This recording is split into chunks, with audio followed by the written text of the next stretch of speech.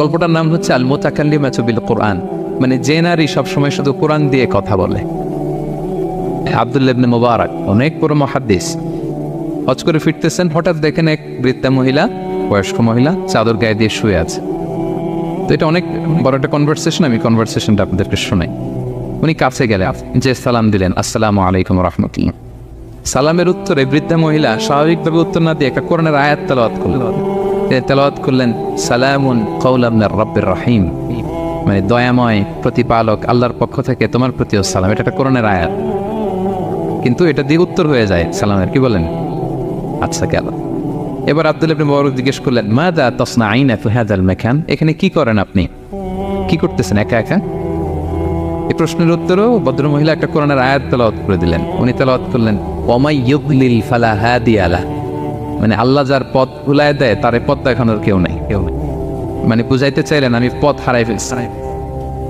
কি বুঝাইতে চাইলেন? পথ হারাই ফেলছে, মানে উনি এমনভাবে কোরআনের আয়াত চুজ করে যাতে উত্তর হয়ে যায়। তো এবার উনি জিজ্ঞেস করলেন আইনা তুরিদিন, তো পথ হারাই ফেলছেন তো বুঝলাম, আয়াত থেকে এটা বোঝা যায়, তো আপনি কোথায় যাচ্ছেন, ডেস্টিনেশন কোথায়? উনি আবার একটা আয়াত তেলাওয়াত করলেন সুবহানাল্লাযী আসরা বিআবদিহি লাইলাম মিনাল মাসজিদিল হারামি ইলাল মাসজিদিল আকসা। রাসূল সাল্লাল্লাহু আলাইহি ওয়াসাল্লাম মেরাজের আগে যে ইসরা হয়েছিল, মসজিদুল হারাম থেকে মসজিদুল আকসা রাসূল সাল্লাল্লাহু আলাইহি ওয়াসাল্লাম আল্লাহ নিয়েছিলেন, এটা তেলাওয়াত করলেন। তো বুঝাতে চাইলেন আমি আপনার মতো হজে আসছিলাম মসজিদুল হারামে, আর যাচ্ছি মসজিদুল আকসা, মানে ফিলিস্তিন আমার বাড়ি। মসজিদুল আকসা কোন দেশে? ফিলিস্তিনে। আয়াত এমনভাবে উনি পিক করেন যাতে করে উত্তর হয়ে যায়। উনি বোঝাতে চাইলেন আমিও হজ করতে এসেছিলাম, যাচ্ছি কোথায়? ফিলিস্তিন, মসজিদুল আকসা যে দেশে আছে। তো উনিও বুঝে গেলেন যে তাহলে আপনি মসজিদুল আকসায় যাচ্ছেন। এবার জিজ্ঞেস করলেন আনতুম মুনযু কাম ফি হাযাল মাকান, তো এখানে একা একা পড়ে আছেন কয়দিন? আবার কোরআনের আয়াত সালাসা লায়ালিন সাবিয়া, টানা 3 দিন 3 রাত এখানে আছে, এটা কোরআনের আয়াত। আবার জিজ্ঞেস করলেন উনি মা আরা মাআকি তাআমান তাকুলিন, তো একা যে পড়ে আছেন আবার 3 দিন, তো আপনি খাচ্ছেন কি, বেঁচে আছেন কিভাবে? ভদ্রমহিলা আবার একটা আয়াত তেলাওয়াত করে দেন। তিনি পড়লেন হুয়া ইউতঈমুনি ওয়া ইউসকিন, ইব্রাহিম আলাইহিস সালামের কথা, যে ওই আল্লাহ তাআলাই আমারে খাওয়ায়, আল্লাহই আমাকে পান করে, আল্লাহ তাআলা ব্যবস্থা করেছেন আবার। এইবার উনি অবাক হচ্ছেন, আমি এত বড় মুহাদ্দিস আব্দুল্লাহ ইবনে মুবারক ইমাম বুখারীর উস্তাদ, আমি স্বাভাবিকভাবে কথা বলি আর যাই প্রশ্ন করি একটা আয়াত তেলাওয়াত করে দেয় আর ওটাতে উত্তর হয়ে যায়। কি মহিলার সন্ধান পেলাম? তো উনি বলতেছে ফাবি আইয়ি শাইইন তাতাওয়াদ্দাইন, 3 দিন যে এখানে আছেন মরুভূমির বালুর মধ্যে ওযু করেন কিভাবে? উনি আবার একটা আয়াত তেলাওয়াত করলেন ফা ইন লাম তাজিদু মাআন ফাতায়াম্মামু সাঈদান তাইয়্যিবা, না আল্লাহ আয়াতে বলেছেন যদি তোমরা পানি না পাও পবিত্র মাটি দিয়ে তায়াম্মুম করে নিও। তো বুঝাতে চাইলেন পানি নাই তো কি হয়েছে, বালু তো সবাই তায়াম্মুম করে নাও। আল্লাহু আকবার।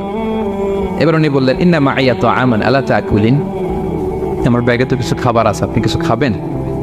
আবার কোরআনের আয়াত সুম্মা আতিম্মুস সিয়ামা ইলাল লাইল, আল্লাহ এক আয়াতে বলেছেন তোমরা রোজা ফজর থেকে শুরু করে সন্ধ্যা পর্যন্ত পূর্ণ করো। তো বুঝালেন আমি রোজা রাখছি। কি বুঝালেন? রোজা রেখেছি। এবার উনি একটু মাসালা খাটাইতে চাইলেন, ভাবলেন যে বুড়ি তুমি আমার সাথে শুধু কোরআন দিয়ে উত্তর দিচ্ছ, দাঁড়াও তোমাকে আমি আটকাইতেছি। উনি মাসালা খাটাইলেন যে ফাকুলতু লাহা লাইসা হাদা শাহরু রমাদান, তো রোজা রাখছেন মানে এটা তো রমজান মাস না, হজ করে ফিরতেছি আমরা জিলহজ মাসের শেষের দিক, কিসের রোজা? ওই মহিলা আবার একটা আয়াত তেলাওয়াত করলেন যে ওমান তাতাওয়া খায়রান ফা ইন্নাল্লাহা শাকিরুন আলিম, আমি রমজানের ফরজ রোজা তো রাখিনি, এখন আমি নফল রোজা রেখেছি। আয়াতের অর্থ হচ্ছে তোমরা নফল যা করো এগুলো প্রতিদান আল্লাহ তোমাদের বুঝিয়ে দেবে। রমজান না ঠিক আছে জিলহজ, কিন্তু আমি কি রোজা রেখেছি? নফল রোজা। এইবার উনি ধরছেন মাসালা, এবার বলতেছে উবি হালান আল ইফতার ফিস সাফার, সফরে তো রোজা ভাঙা যায়, রোজা তো ভাঙা যায়, খান একটু। এবার উনি কোরআন থেকে আবার তেলাওয়াত করলেন ওয়া আনতা সুমু খায়রুল লাকুম ইন কুনতুম তা'লামুন, আল্লাহ যে আয়াতে বলেছেন যে সফরের রোজা ভাঙা জায়েজ আছে, ওই আয়াতের শেষে আবার আল্লাহ বলেছেন যদি রাখো সব বেশি পাও। কেউ অসুস্থ হলে রোজা ভাঙবে, সফরের রোজা ভাঙবে। এই আয়াতের শেষে হচ্ছে ওয়া আনতা সুমু খায়রুল লাকুম ইন কুনতুম তা'লামুন, তবে রোজা যদি রাখো এটা ভালো যদি তোমরা বুঝতে। এবার উনি আর যাবে কোথায়?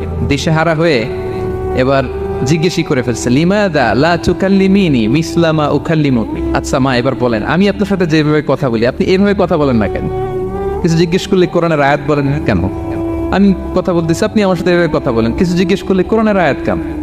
এটার উত্তরে উনি আর একটা কোরআনের আয়াত উনি পড়লেন মা ইয়ালফিযু মিন কাউলিন ইল্লা লাদাইহি রাকিবুন আতীদ। আল্লাহ বলেছেন তোমরা মুখ দিয়ে যাই বের করো এটা লিখে রাখার জন্য দুই কাঁধে রাকিব আতীদ আছে, তুলে রাখে। তার মানে আমি যে তোমার সাথে কথা বলতেছি প্রত্যেকটাই তো রেকর্ডেড হয়, রেজিস্টার্ড হয়। সো এমন কিছু বলি যেটাতে সওয়াব হয়, যেটাতে ভুল না হয়। আল্লাহু আকবার, সুবহানাল্লাহ। কি নারী ছিল, কেমন নারী তিনি ছিলেন, কি পুরো ঘটনাটা শুনবেন? হ্যাঁ, শেষ করবো ঘটনাটা। আচ্ছা, উনি অবাক হলেন যে কি মহিলা, এরকম মহিয়সী গরিয়সী নারীও পৃথিবীতে আছে। তিনি বললেন ঠিক আছে মা, আপনি যেহেতু পথ হারাই ফেলছেন, আমার ওটটাকে আমি নিয়ে আসি। ফাহাল্লাকা আন আহমিলুকি আলা নাফাতি হাদিহি ফাতুদরিকিল কাফেলা। আমার ওটটা নিয়ে আসি, ওটে বসেন, আমি আপনাকে এগিয়ে দিয়ে কাফেলাতে যুক্ত করে দেই।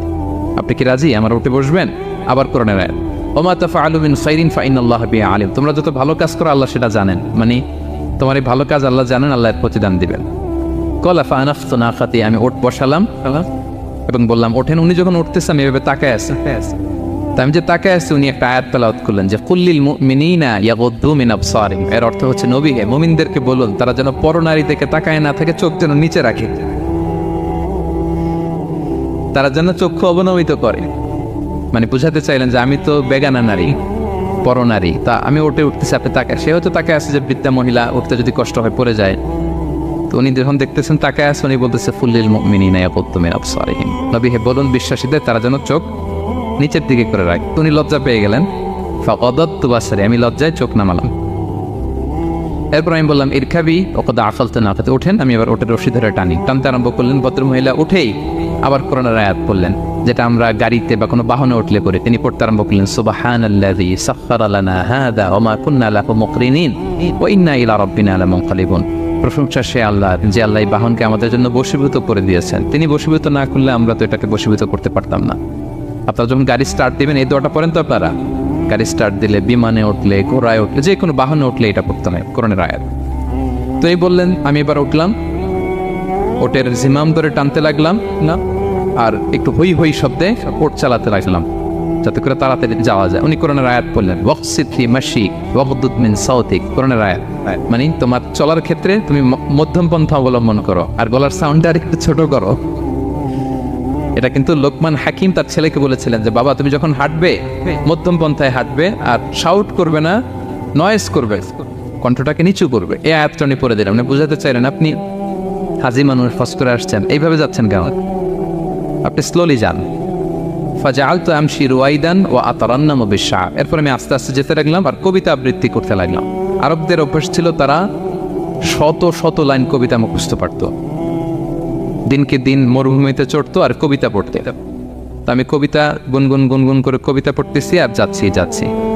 এই মহিলা পিছন থেকে আয়াত তেলাওয়াত করলেন আবার ফাকরাউ মা তায়াসসারা মিনাল কোরআন, মানে কোরআনের যেখান দিয়ে সহজ লাগে ওইখান দিয়ে পড়েন। মানে বুঝাতে চাইলেন কবিতা বললে কি লাভ, আপনি কোরআন পড়েন। উনি আবার লজ্জা পেয়ে কোরআন পড়তে আরম্ভ করলেন। এবার যেতে যেতে যে কাফেলা থেকে উনি মিসিং, যে ক্যারাভ্যান থেকে মিসিং, ওই ক্যারাভ্যানের সাথে যুক্ত হলেন। এবার জিজ্ঞেস করলেন যে হাদিহিল কাফেলা মান লাকি ফিহা, এই তো আপনার কাফেলা, এখানে কে আছে আপনার, কেউ আছে? আবার কোরআনের আয়াত আল মাল ওয়াল বানুনা জিনাতুল হায়াতিদ দুনিয়া, অর্থাৎ সম্পদ সন্তান এগুলো আল্লাহর দেয়া নেয়ামত। এটা দিয়ে বুঝাতে চাইলেন হ্যাঁ আমার কিছু সন্তানাদি আছে। উনি বুঝতে পারলেন ফাআলিমতু আন্নাল্লাহা আওলাদান ফিহা, আমি বুঝলাম যে ওনার সন্তান এখানে আছে। এবার একটা চান্স পেয়ে গেছে আব্দুল্লাহ ইবনে মুবারক। কি পেয়ে গেছে? উনি মনে মনে ভাবলেন ওনার ছেলেদের নাম কি, এটা জিজ্ঞেস করি, তাইলে তার উত্তর দিতে পারবে না। সুন্দর না প্রশ্নটা?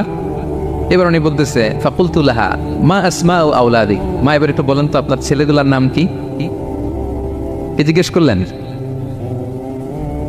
এটা তো আর নান্টু বল্টু সল্টু তো আর কোরআনে পাওয়া যায় না।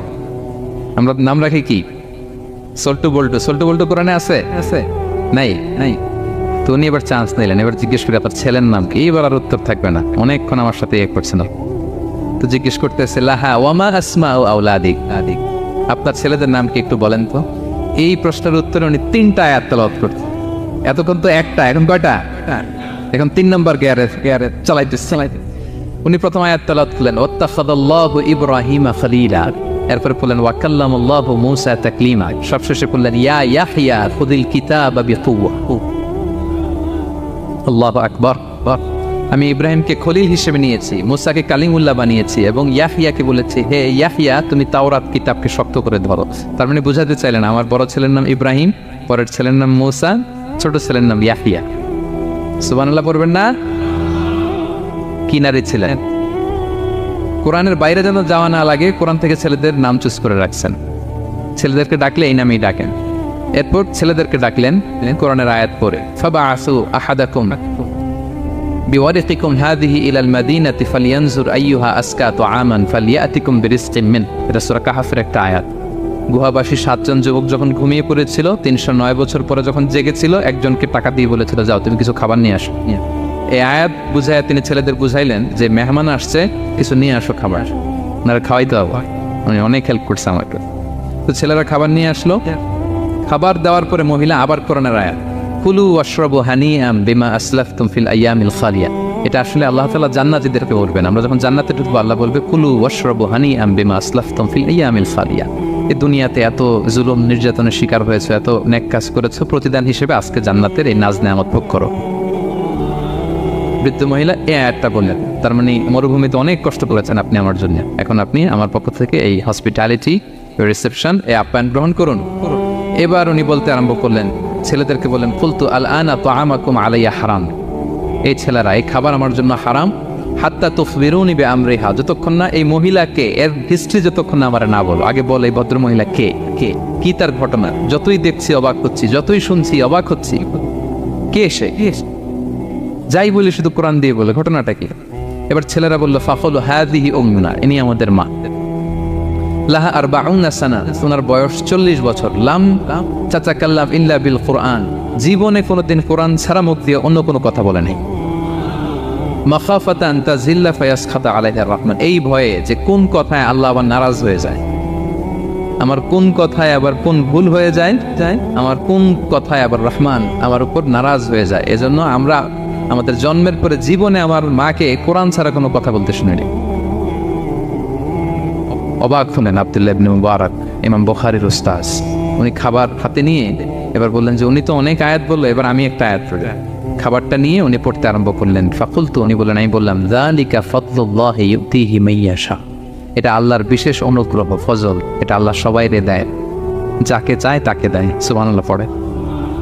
এটা আল্লাহর বিশেষ অনুগ্রহ, তিনি সবাইকে দান করেন না, যাকে চান তাকে দেন। তোমাদের মা অনেক মহিয়সী গরিয়সী একজন মাতা তোমরা পেয়েছ। আল্লাহ তাআলা বলছেন, ইন্না নাহনু নাযালনা যিকরা ওয়া ইন্না লাহু লাহাফিযুন, নিশ্চয় আমি এই জিকিরকে মানে কোরআনকে নাজিল করেছি, আমি এই কোরআনকে সংরক্ষণ করব। তাহলে কোরআনের একটা নাম পেলাম আল কিতাব, একটা নাম পেলাম আল ফুরকান, একটা নাম পেলাম কি জিকির। এরকম অনেকগুলো নাম কোরআনের আছে। শুনেছি শুধু আমি সূরাতুল হাশরের 21 নম্বর আয়াত তেলাওয়াত করেছি। এখানে আল্লাহ তাআলা ইরশাদ করছেন যে এই কোরআনকে যদি আমি পাহাড়ের উপর নাজিল করতাম, লাউ আনজালনা হাযাল কুরআনা আলা জাবালিন লারাআইতাহু খাশিআন মুতাসাদ্দিআন মিন খাশিয়াতিল্লাহ।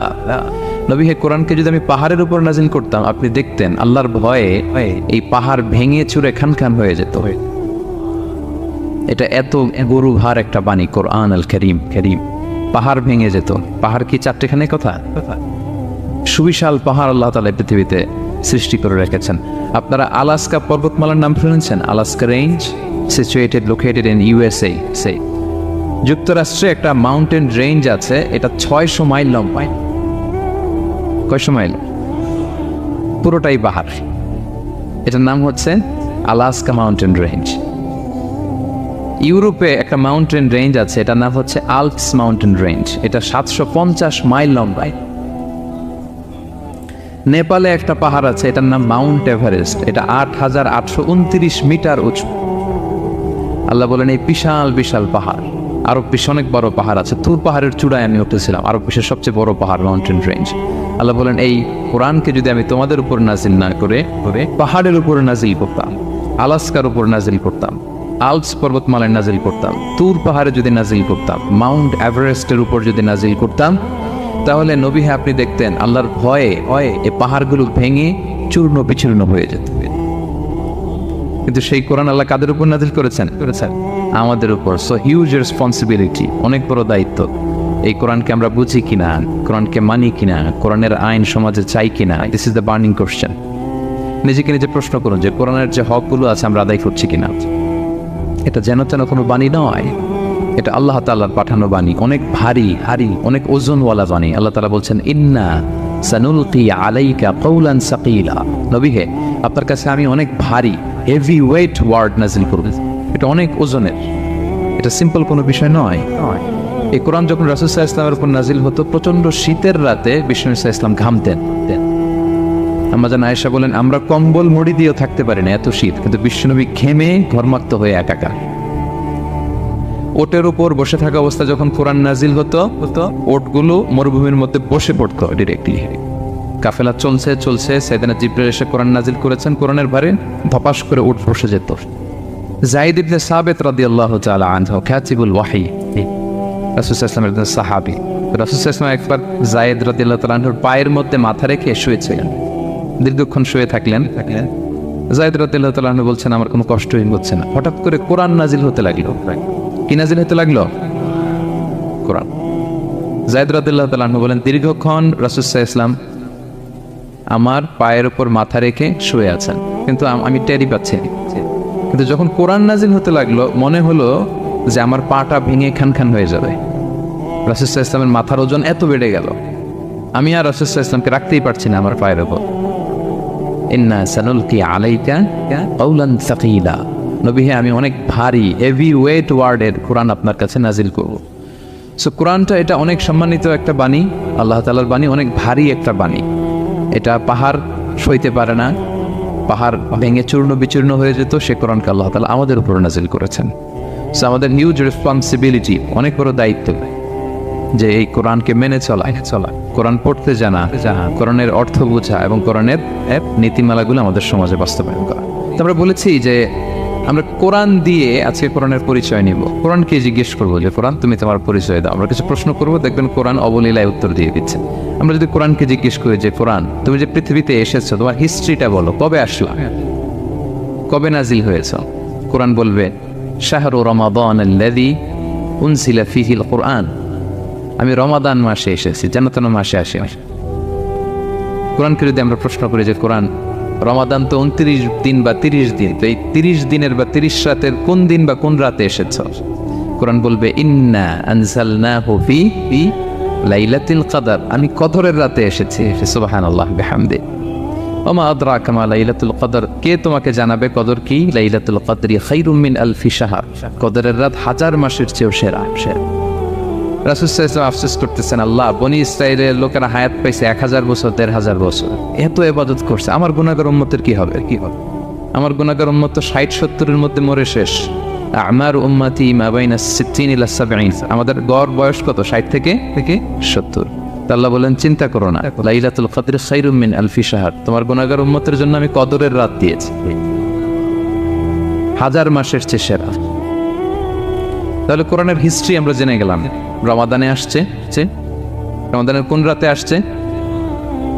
এখন যদি জিজ্ঞেস করি তুমি কি একা একা আসছো না কেউ নিয়ে আসছে তোমার, এবার কি উত্তর পাওয়া যাবে? এই প্রশ্নের উত্তরে কোরআন আমাদেরকে জানায় যে আমি একা আসিনি। নাযালা বিহির রূহুল আমিন, রূহুল আমিন হচ্ছে জিবরাইল আলাইহিস সালামের একটা নাম, বিশ্বস্ত আত্মা। রূহুল আমিনের সাথে আমি এসেছি, সবচাইতে বিশ্বস্ত, যেহেতু এটা আল্লাহর বাণী। এটা আসার সময় যদি অন্যের কথা ঢুকায় দেয় তাহলে ভেজাল আছে না নাই? আমিন, বিশ্বস্ততার সাথে যে পৌঁছে দিবে, বাণীবাহকের কাজ করবে, এরকম সবচাইতে বিশ্বস্ত ফেরেশতা জিবরাইলকে দিয়ে আমি পাঠিয়েছি। তাহলে কোরআন একা আসে, সবচাইতে শক্তিশালী ফেরেশতা। জিবরাইল আলাইহিস সালামের লাহু সিত্তুমিআতু জানাত, 600 পাখা, 600 পাখা। সব নবীদের কাছে এসেছেন ওহী নিয়ে, এরকম একজন ফেরেশতা দিয়ে কোরআনকে পাঠানো হয়েছে। এবার যদি জিজ্ঞেস করি যে কোন ভাষায় তোমাকে নাজিল করা হয়েছে বলো, আছে এটা কোরআনে? কোরআন আমাদেরকে জানাচ্ছে ইন্না আনসালনাহু কুরআনান আরাবিয়ান লাআল্লাকুম তাআকিলুন, নিশ্চয় আমি কোরআনকে আরবি ভাষায় নাজিল করেছি যাতে তোমরা বোঝো। সুস্পষ্ট আরবি ভাষায় এই কোরআনকে আল্লাহ তাআলা নাজিল করেছেন। তাহলে হিস্ট্রি আমরা জানতেছি ধীরে ধীরে, না? রমাদানে আসলো, কদরে আসলো, একা আসে নাই, জিবরাইল আলাইহিস সালামের সাথে আসলো, আরবি ভাষায় নাজিল হলো।